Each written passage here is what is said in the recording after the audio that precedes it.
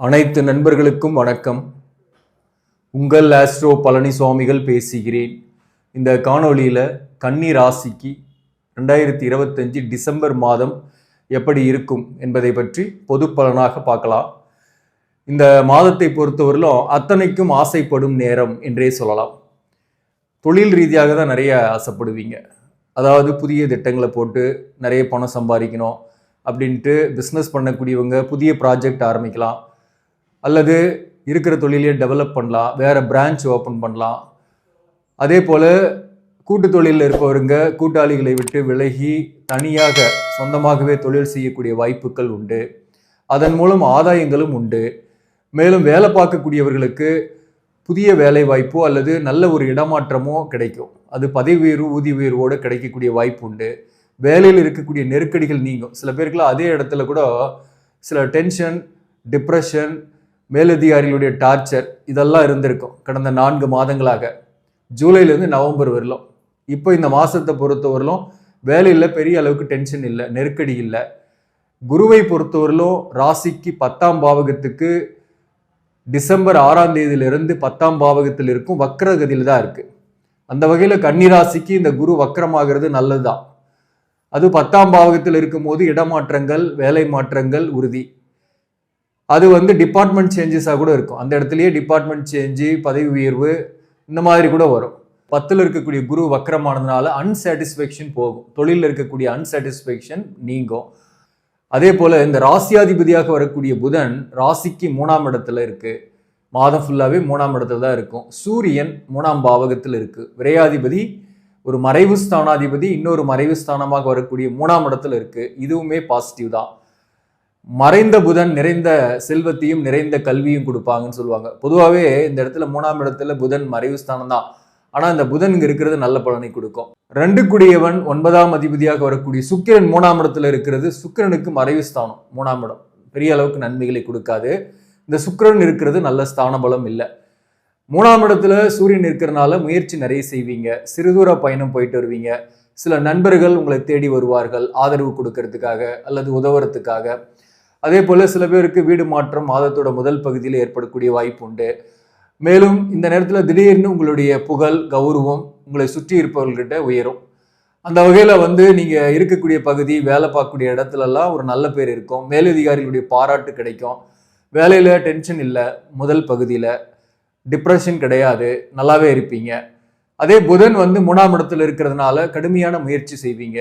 எந்த ஒரு காரியத்தையும் முயற்சி செஞ்சு வெற்றியடையணும் என்று போராடுவீங்க. புத்திசாலித்தனமாக செயல்படுவீங்க. அதன் மூலம் உங்களுக்கு முன்னேற்றங்கள் ஏற்படும். மேலும் பணம் ஏதோ ஒரு வகையில் வரும். படிக்கக்கூடிய மாணவர்களுக்கும் கல்வியில் நல்ல கான்சன்ட்ரேஷன் ஏற்படும். சுக்கிரன் 3ஆம் இடத்துல டிசம்பர் 20ஆம் தேதி வரலும் இருக்கு. அதற்கு என்ன பலன் அப்படின்னாக்க, பொதுவாகவே 2 குடியவன் 3ஆம் இடத்துல இருக்கும்போது குடும்பத்துக்காக நிறைய எக்ஸ்பென்சஸ் பண்ணுவீங்க. கையிருப்பு காலியாகும். கொஞ்சம் கடன் படக்கூடிய வாய்ப்புகள் உண்டு. சில பேருக்கெல்லாம் சுபகாரிய தடைகள் இருக்கும். திருமணத்துக்காக வரன் பார்க்குறீங்கன்னாக்க வரன் வரும், ஆனால் செட் ஆகாமல் தள்ளி போய்கிட்டே இருக்கும். அந்த மாதிரியான ஒரு சில தடைகளை ஏற்படுத்தும். அதே போல் பெண்கள் புதிய நட்புகள் போன்றவை, அதாவது எதிர்ப்பாளினுடைய நட்பு போன்றவை ஏற்படுதுன்னா அதுவுமே ஒரு ஸ்டாண்டர்டாக இருக்காது. அது உங்களுக்கு பாதிப்பு கொடுக்கும், அல்லது அதனால் மன வருத்தம் அடையலாம். சுக்கிரன் கெடும்போது மறைவு ஸ்தானத்தில் இருக்கும்போது எதிர்ப்பாளினரால், குறிப்பாக பெண்களால் மகிழ்ச்சி இல்லை அப்படின்ற மாதிரி தான் இந்த மாதத்தை பொறுத்தவரையிலும். அது டிசம்பர் 20 வரலும் தான். இப்போ செவ்வாயை பொறுத்தவரையிலும் 3ஆம் அதிபதி 8 குடியவன் 4ஆம் பாவகத்தில் இருக்கு. செவ்வாய் 4ஆம் இடத்துல இருந்து குருவோட பார்வை இருக்கு. அதனால பெரிய அளவுக்கு பாதிப்பு இல்லை. இந்த 4ஆம் பாவகத்தில் செவ்வாய் இருக்கிறதுனால இந்த மாதத்தை பொறுத்தவரையிலும் ஒரு வீடு அல்லது ஒரு இடம், பிளாட்டு இது மாதிரி வாங்கறதுக்கான வாய்ப்பு சில பேருக்குலாம் உண்டு. உங்கள் ஜாதகப்படியும் இப்போ நல்ல ஒரு கிரகத்தோட தசாபுக்தி நடக்குதுன்னாக்க, குறிப்பாக 4ஆம் அதிபதி அல்லது 4ஆம் அதிபதி நின்ற கிரகத்தின் நட்சத்திராதிபதியோட தசாபுக்தி நடக்குது இப்போ அப்படின்னாக்க, இந்த காலகட்டத்தில் ஒரு லேண்ட் வாங்கலாம் அல்லது ஒரு வீடு வாங்கக்கூடிய வாய்ப்புக்கெல்லாம் சில பேருக்கு உண்டு. ஏன்னா இங்கே செவ்வாயும் குருவும் பார்க்கும்போது குருமங்கள யோகம் ஆக்டிவேட் ஆகுது. அதனால உங்களுக்கு விரயமும் ஆகணும், சுப விரயங்கள் ஆகணும். விபரீத ராஜயோகம் இருக்கு ஒரு பக்கம். அதனால சொத்துக்கள் தொடர்பாக ஆதாயங்கள் ஏற்படும். பூர்வீக சொத்துல இருக்கக்கூடிய வில்லங்கங்கள் நீங்கும். பூர்வீக சொத்து கூட சில பேர் கைக்கு வரும். சொத்து பரிமாற்றங்கள் சுமூகமாக இருக்கும். இந்த மாதத்தை பொறுத்தவரையிலும் சகோதரர்கள் வகையில் இருக்கக்கூடிய கருத்து வேறுபாடுகள் நீங்கும். சகோதரர்களுடைய ஆதரவு இந்த காலகட்டத்தில் ஏற்படும். 4ஆம் இடத்துல இருக்கக்கூடிய செவ்வாய்க்கு குரு பார்வை இருக்கனால ஹெல்த் ரிலேட்டட் பிரச்சனைலாம் பெருசா பாதிச்சிடாது.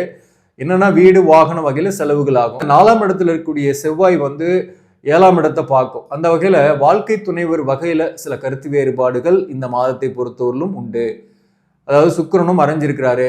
இங்க குரு பார்வையில செவ்வாய் இருந்தாலும் வாழ்க்கை துணைவரோட எதிர்பார்ப்புகள், அதாவது நீங்க நிறைய எதிர்பார்க்குறீங்கன்னாக்க வாழ்க்கை துணைவர்கிட்ட அது அந்த அளவுக்கு பூர்த்தி ஆகாது. அதனால ஒரு கருத்து வேறுபாடுகள் இருக்கக்கூடிய வாய்ப்புகளும் உண்டு. ஆனாலும் சில பேருக்குலாம் வந்து வாழ்க்கை துணைவருக்கு ஹெல்த் ரிலேட்டட் பிரச்சனை வந்து நீங்கும். இதுதான் இந்த மாதத்துல கணவன் மனைவி ஒன்னா இருக்கக்கூடிய உறவு நிலையை பொறுத்தவரையிலும். சில பேருக்குலாம் வந்து காதல் வரும், சில பேருக்கு எதிர்ப்பாளனுடைய நட்பு வரும். இந்த காதல் எதிர்ப்பாளனுடைய நட்பு எல்லாமே உங்களுக்கு வந்து அவப்பெயரையோ அல்லது அதனால வந்து பண இழப்பையோ ஏற்படுத்தக்கூடியதாகவே இந்த மாதத்துல இருக்கும். அதே போல இந்த காலகட்டத்தை பொறுத்தவரையிலும் உங்களுக்கு குரு வந்து நல்ல ஸ்தான பலத்தில் இருக்கிறதுனால தொழிலில் பிரச்சனை கிடையாது, வேலையில பிரச்சனை கிடையாது. வேலையை கடந்த காலத்துல விட்டுட்டு கஷ்டப்படக்கூடியவர்கள்லாம் கூட இந்த காலகட்டத்தில் வேலை தேர்னீங்கனாக்க மனசு வந்து நல்லா இறங்கி தேர்னீங்கன்னா உறுதியாக கிடைக்கும். ஆனால் பிரைவேட் வேலை தான் சொல்கிறேன். கவர்மெண்ட் வேலைக்கு போகிறதுக்கு உங்கள் ஜாதகத்தில் அந்த பிராப்தம் இருக்கணும். அரசால் ஆதாயம் அடையக்கூடிய பிராப்தம் இருந்து வேலை தேடுறீங்க அல்லது ஆல்ரெடி எக்ஸாம் எழுதிருக்கீங்கன்னாக்க இந்த நேரத்தில் ரிசல்ட் எதிர்பார்க்குறீங்கன்னா அதுக்கான வாய்ப்பு இருக்குது. அரசு பணியில் இருப்பவர்களுக்கு இடமாற்றங்கள் ஏற்படும் அல்லது அரியர்ஸ் கைக்கு வரும், லம்சம் அமௌண்ட் வரக்கூடிய வாய்ப்பும் இந்த காலகட்டத்தில் உண்டு. ஸோ அப்போது பார்த்தீங்கன்னாக்க 10ஆம் இடத்துல இருக்கக்கூடிய குரு நல்லா இருக்கிறாரு. அதே போல ராகு 6ஆம் இடத்துலையும் 12ல வந்து கேது இருக்கு. அதுவுமே ஒரு நல்ல அமைப்பு தான். 6ஆம் இடத்துல இருக்கக்கூடிய ராகு எதிரிகளை ஜெயிக்கக்கூடிய ஆற்றலை உங்களுக்கு கொடுக்கும். உங்களை பார்த்து போட்டி பொறாமை கொண்டவர்கள் இப்ப இருக்கிற இடம் தெரியாம போயிருப்பாங்க. உங்க கண்ணு முன்னாடியே அவங்க காணாம போயிருப்பாங்க. அதாவது நீங்க எதுவுமே செஞ்சிருக்க மாட்டீங்க, அவங்களை எதிர்க்கிறதுக்காகவோ அல்லது பெருசா சண்டை போட்டு அவங்களை வீழ்த்தறதுக்காகவோ போராடி இருக்க மாட்டீங்க. ஆனாலும் உங்களை வஞ்சகத்தால் வீழ்த்த நினைத்தவர்கள் அவர்களே வீழ்ந்து போய் கிடப்பார்கள். 6ஆம் இடத்துல இருக்கக்கூடிய ராகு வந்து எதிர்ப்பை அடக்கும், சத்ரு ஜெயம் ஏற்படும்.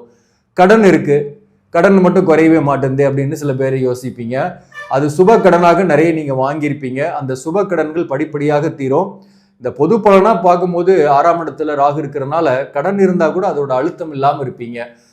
அதுதான் முக்கியம். அதே போல ஜாதகப்படி 6ஆம் அதிபதியோட தசா புக்தி நடக்குதுனாக்க கூட, உதாரணமாக சனி தசையே உங்களுக்கு நடக்குதுனாக்க நீங்க கன்னி லக்னமாக இருக்கீங்கன்னாக்க அது உங்களுக்கு கடன் எப்பயுமே இருக்கிற மாதிரியே இருந்துகிட்டு இருக்கும். கொஞ்சம் கடன் வாங்கி ஓட்டிக்கிட்டு தான் இருக்கிற மாதிரி சூழ்நிலைகள் இருக்கும் அந்த தசா காலத்துல. அப்படி கடன் இருக்கிறது ஒரு வகையில நல்லது, உடல்நலம் பெருசா பாதிக்காம இருக்கும். அதுக்குன்னு நிறைய கடன் வாங்கிட்டீங்கன்னாக்க அது ஒரு பெரிய மன அழுத்தத்தை கொடுத்து அதை கூட உடல்நலத்தை பாதிக்கும். ஒரு அளவோடு கடன், நம்ம கெப்பாசிட்டி அளவுக்கு கடன் இருக்கும்போது பாதிக்காம இருக்கும் உடல்நலம்.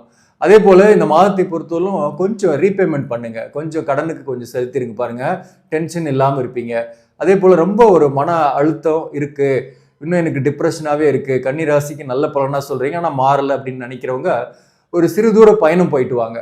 அதாவது நான் அடிக்கடி சொல்ற மாதிரி டிராவல் பண்ணுங்க. எங்கேயாவது குறிப்பாக வந்து ஹில் ஸ்டேஷன்ல டிராவல் பண்ணுங்க, அல்லது ஒரு ஹில் ஸ்டேஷனுக்கு போயிட்டு வாங்க, பழனி மலைக்கு போயிட்டு வாங்க, அல்லது கொடைக்கானல் இந்த மாதிரி ஊட்டி இந்த மாதிரியான பிளேஸ்க்கு போயிட்டு வாங்க, திருப்பதிக்கு போயிட்டு வாங்க. ஸோ உங்களுக்கு திருப்பதி செட் ஆகுதுன்னா போயிட்டு வாங்க, ஓகேங்களா? அந்த மாதிரி ஒரு டிராவல் பண்ணும்போது நீங்க எதிர்பாராத பணம் வரும். அதே போல சில பேருக்குலாம் மற்றவங்ககிட்ட கொடுத்து வச்சுட்டு பணம் வரலன்னு கவலைப்பட்டுட்டு இருப்பீங்க. ஒருத்தர்கிட்ட கொடுத்துட்டு அந்த பணம் மாட்டிக்கிட்டு இருக்கும். அப்படிப்பட்டவங்க கொஞ்சம் டிராவல் பண்ணி இந்த மாதிரி கோயில் குளத்துக்கு போயிட்டு வந்துட்டு வரும்போது அந்த நல்ல செய்தி வரும். ஆட்டோமேட்டிக்காக உங்களுக்கு பணமும் கைக்கு வரும், கொடுத்த பணத்தை வாங்க முடியும். அதே போலதான் பிஸ்னஸ்ல கூட நீங்க இந்த மாதிரி டிராவல் பண்ணும்போது நிறைய பணமும் வரும். நீங்க ஒரு 5 ரூபாய் செலவு பண்ணீங்கன்னா 10 ரூபாய் கைக்கு வர மாதிரியான சூழ்நிலைகள் இந்த காலகட்டத்தில் இருக்கும். ஸோ அந்த வகையில வந்து சுப விரயங்கள் பண்ணுங்க, மற்றவங்களுக்கு தான தர்மம் கொஞ்சம் பண்ணுங்க, ஆட்டோமேட்டிக்கா கையில பண வரவு வரும். கடனும் அழுத்தம் இல்லாமல் இருப்பீங்க, கடனும் குறையும். இதெல்லாம் கடனுக்கான பரிகாரம் தான் சொல்லிட்டு இருக்கிறேன். இதெல்லாம் வாழ்வியல் நடைமுறைகளை நம்ம மாற்றிக்கொள்வதன் மூலம் கடனில் இருந்து விடுபடலாம், அல்லது கடனுடைய அழுத்தம் இல்லாமல் அதுல இருந்து முன்னேறலாம். நம்ம இப்போ வந்து பாத்தீங்கன்னா ராகு இருக்கிறது 6ஆம் இடத்துல இருக்கிறது ஒன்றும் பிரச்சனை இல்லை, நல்லா தான் இருக்கு. கேது 12ல இருக்கு, சுப விரயங்கள் ஆகும். அதே போல கேது 12ல இருக்கும்போது தாம்பத்திய சுகத்துல இடையூறுகள் அல்லது தாம்பத்திய சுகம் சில நேரங்களில் கிடைக்காம இருக்கிறது, ஹெல்த் ரிலேட்டட் பாதிப்பு கொஞ்சம் கொஞ்சம் வர்றது போன்றவை இருக்கும். கேது 12ல இருக்கிறதுனால இந்த மாதத்தை பொறுத்தவரை பெரிய பாதிப்பு கிடையாது. குரு ஸ்தான பலம் நல்லா இருக்கு. அந்த வகையில் இந்த மாதம் ஒரு சிறப்பான மாதம் தான். நீங்க ஆசைப்படக்கூடியது எல்லாமே கிடைக்கும். ஆனா ஒன்னே ஒண்ணு, எதிர்பாலினர் மேல ஆசை வருதுன்னாக்க அந்த ஆசையில பாதிப்புகள் இருக்கு. அதுதான் நான் முக்கியமா சொல்ல வரேன். ஆஃப்டர் த மேரேஜுக்கு பின்னாடி நீங்க ஒரு ரிலேஷன்ஷிப்பு வச்சுக்கிறீங்க அல்லது ரிலேஷன்ஷிப் வருதுன்னாக்க கொஞ்சம் யோசிச்சு தான் நீங்க முடிவு எடுக்கணும். அந்த வகையில் வந்து இந்த காலகட்டத்தில் சில பிரச்சனைகள் வரும். அதே போல் பிஃபோர் மேரேஜ், அதாவது இன்னும் எங்களுக்கு கல்யாணம் ஆகலை, எனக்கு ஒரு காதல் வருது, அது வந்து செட் ஆகுமானா இந்த மாதத்தை பொறுத்தவரையிலும் கொஞ்சம் தள்ளி தான் போகும். செட் ஆகாமல் தனித்து இருக்கக்கூடிய சூழ்நிலைகளையும் ஏற்படுத்தும். மொத்தத்தில் இந்த மாதம் எதிர்பாலினால் பெருசாக இல்லை. இந்த சூரியனை பொறுத்தவரையிலும் ராசிக்கு 4ஆம் இடத்துக்கு டிசம்பர் 16ஆம் தேதியிலிருந்து வந்துடும். இங்கே செவ்வாயை அஸ்தங்கப்படுத்துது 4ஆம் பாவகத்தில். இந்த சூரியனுக்கு குரு பார்வை இருக்குது, செவ்வாய்க்கு குரு பார்வை இருக்குது. இந்த காம்பினேஷன் படி பார்க்கும்போது பதவி உயர்வு, ஊதிய உயர்வு கிடைக்கிறது, மதிப்பான சூழ்நிலை ஏற்படுறது, வேலை பார்க்கக்கூடிய இடத்துல கௌரவம் ஏற்படுறது, நிலம் வீடு வாங்குறது, இதெல்லாம் ஆதாயங்கள் உண்டு. சொத்துக்கள் சம்பந்தமான ஆதாயம் பிற்பகுதியில் மிக அதிகமாகவே இருக்கு. டிசம்பர் 16ஆம் தேதியிலிருந்து சொத்து வாங்குறது, விற்கிறது, இதெல்லாம் நிறைய ஆதாயங்கள் இருக்கு. அந்த வகையில் இந்த மாதத்தோட பிற்பகுதி இன்னுமே பெட்டரா இருக்கு. இந்த சூரியன் 4ஆம் இடத்துக்கு வரும்போது சில சிக்கல், சில பிரச்சனைகளுக்கு நீங்க தீர்வுகளும் காண்பீங்க. அது குடும்ப வாழ்க்கை சம்பந்தமாகவே நிறைய இருக்கும். ஹெல்த் ரிலேட்டடான சில பிரச்சனைகள் வரும், அதை மட்டும் கொஞ்சம் கவனமா பார்த்துங்க. தாயாரின் உடல்நலத்துல கவனம் செலுத்திங்க. தாயாருக்கு ஹெல்த் ரிலேட்டட் பிரச்சனை வரலாம். மேலும் இந்த சுக்கிரனும் பார்த்தீங்கன்னாக்க டிசம்பர் 20ஆம் தேதியிலிருந்து 4ஆம் பாவகத்துக்கு வந்துடும். இங்க செவ்வாய் சுக்கிரன் சூரியன் சேர்க்கை. இந்த சேர்க்கை என்பது பார்த்தீங்கன்னாக்க இதுவுமே வந்து சொத்துக்கள் வகையில் ஆதாயத்தை கொடுக்கக்கூடியது தான். 4ஆம் இடத்துல சுக்கிரன் இருக்கிறது திக்பலம், குரு பார்வையில் இருக்கிறதுனால வருமானமும் கையில் வரும். ஒரு பெரிய அமௌண்ட்டை வந்து கையில் வந்து அதை செலவு பண்ணக்கூடிய சூழ்நிலை இந்த காலகட்டத்தில் வரும். அந்த வகையில் வந்து சுப விரயங்கள் நிறையவே ஏற்படும். இந்த மாதத்தை பொறுத்தவரை உத்திரம் நட்சத்திரத்தில் பிறந்தவர்களுக்கு பொருளாதார ரீதியாக நல்லாவே இருப்பீங்க. பண வரவும் நல்லா இருக்கும். ஹெல்த் ரிலேட்டட் பிரச்சனை வரலாம்.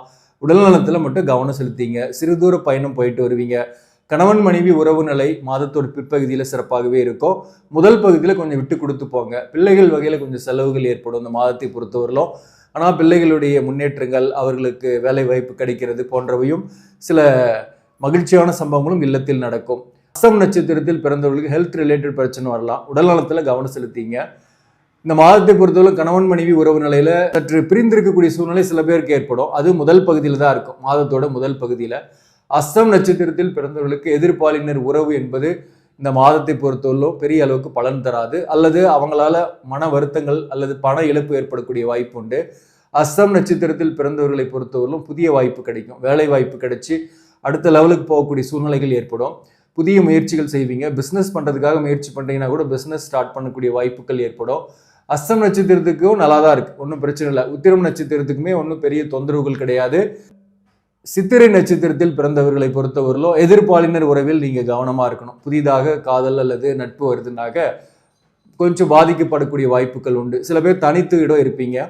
தனிமையில் இருக்கும்போது இந்த புதிய உறவு வருது, இதை அக்செப்ட் பண்ணிக்கலான்னு போனால் அதில் பாதிப்பு வரும். அதில் கொஞ்சம் எச்சரிக்கையாக இருங்க. மேலும் மாதத்தோட பிற்பகுதியில் சொத்து வாங்குறது, வீடு வாங்குறது போன்றவை ஏற்படக்கூடிய வாய்ப்பு உண்டு. இது உத்திரம் நட்சத்திரத்துக்குமே அஸ்தம் நட்சத்திரம் 3 நட்சத்திரத்தில் பிறந்தவர்களுக்கு மாதத்தோட பிற்பகுதியில் லம்சம் அமௌண்ட் நீங்கள் வந்து செலவிடுறது அல்லது உங்கள் கைக்கு வர்றது போன்றவை ஏற்படும். அதன் மூலம் உங்களுக்கு சுப விரயங்கள் மாதத்தோட பிற்பகுதியில் உண்டு. பிள்ளைகள் வகையில் சித்திரை நட்சத்திரத்தில் பிறந்தவர்களுக்கு கொஞ்சம் செலவுகள் ஏற்படும். ஆனால் பிள்ளைகளால் பெருமை அடையக்கூடிய வாய்ப்புகள் உண்டு இந்த காலகட்டத்தை பொறுத்தவரையிலும். மொத்தத்தில் இந்த மாதம் வந்து நீங்கள் ஆசைப்படக்கூடிய விஷயங்கள் நடக்கும். இந்த மாதம் வந்து நீங்கள் வழிபட வேண்டிய தெய்வம் முருகபெருமான். முருகனை வழிபாடு செய்யுங்க, முற்றிலும் உங்கள் வினைகள் நீங்கும். பழனி முருகனை போய் தரிசிச்சுட்டு வாங்க, உங்களுடைய கஷ்டங்கள் நீங்கும். ஆக நண்பர்களே, இந்த பதிவு உங்களுக்கு பிடிச்சிருந்தாக லைக் பண்ணுங்க, இதை மற்றவர்களுக்கும் ஷேர் பண்ணுங்க. இன்னும் நம்ம சேனலை சப்ஸ்கிரைப் பண்ணாமல் பார்க்குறவங்க சப்ஸ்கிரைப் பண்ணி கண்டினியூ பண்ணுங்க. இதன் மூலம் உங்களுக்கு ஒரு சரியான ஜோதிட தகவல்களும் ஆன்மீக தகவல்களும் கிடைக்கும்.